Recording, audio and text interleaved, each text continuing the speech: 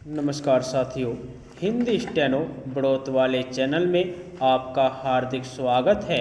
आज के डिक्टेशन रामधारी गुप्ता खंड 2 से प्रतिलेखन संख्या 100 90 वर्ड पर मिनट की स्पीड से होगी। तो आइए शुरू करते हैं। डिक्टेशन शुरू होगी 5 सेकंड बाद।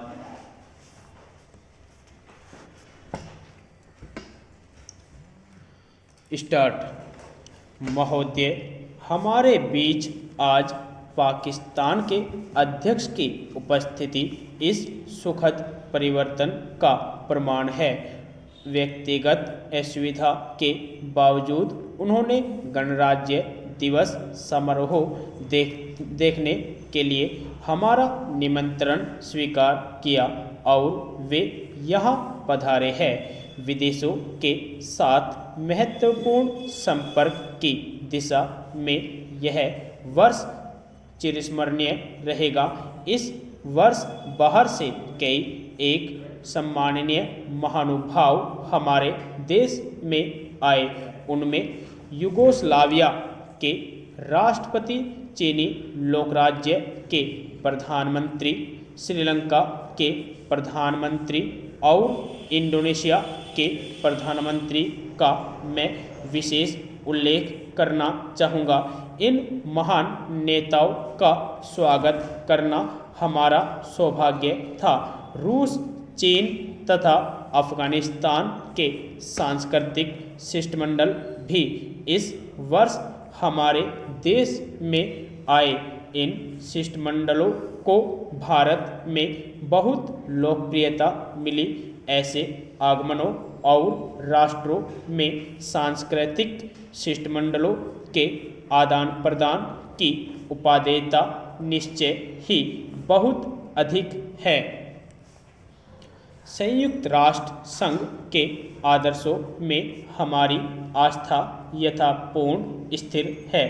फिर भी मेरे विचार से विभिन्न भूखंडों के राष्ट्रों द्वारा सामान्य समस्याओं पर विचार करने के लिए पारस्परिक विचार विमर्श उस महान विश्व संगठन के उद्देश्य अथवा आदर्शों के प्रतिकूल नहीं।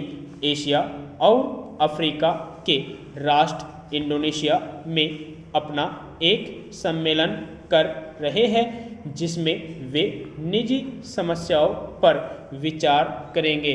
मुझे बहुत प्रसन्नता है कि बोगोर सम्मेलन और प्रस्तावित जकार्ता सम्मेलन का आयोजन करने में भारत कुछ सहायता कर सका है। यह सब कार्य निश्चय ही बहुत बड़े हैं। इनसे हमें आगे बढ़ने के लिए दृढ़ संकल्प और आत्मविश्वासी बने रहने की प्रेरणा मिलती है। यह उस नए युग का आरंभ मात्र है जिस भू पर उतरने की हम प्रतिज्ञा कर चुके हैं। जो महान कार्य हमने अपने ऊपर लिए हैं उन्हें संपन्न करने के लिए भारत को अपने प्रत्येक नागरिक की सद्भावना, सहयोग तथा सहायता की अपेक्षा है।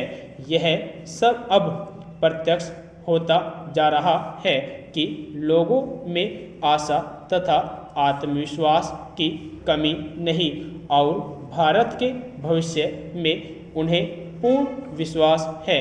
ये शुभ लक्षण है। अपने पिछड़े हुए और दलित भाइयों से दो शब्द कहकर मैं इस संदेश को समाप्त करता हूँ।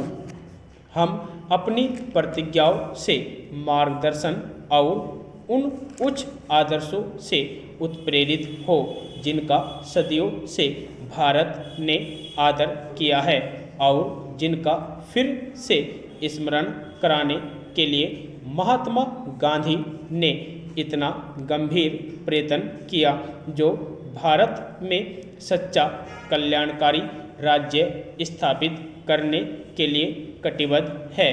ऐसा कल्याणकारी राज्य बनाएंगे जिसमें प्रत्येक नागरिक को न केवल समान अधिकार और समान अवसर मिलेगा, बल्कि वह अपने देश के प्रति कर्तव्य का भी स्वेच्छा से पालन करेगा। मेरी आज यह प्रार्थना है कि हमारा यह आदर्श ध्रुव तारे के समान हमारे पथ प्रदर्शन के लिए हमें प्रेरणा देने के लिए सदा हमारे सामने रहे। मैंने यह प्रयत्न किया है कि संसद के इस सत्र में जो काम आपके सामने आएंगे उनमें से कुछ आपको बता दूं। मुझे आशा है कि आपका परिश्रम हमारे देश के कल्याण के लिए सफल होगा और भारत गणराज्य की यह नई संसद मैत्रीपूर्ण सहयोग का एक उदाहरण उपस्थित करेगी।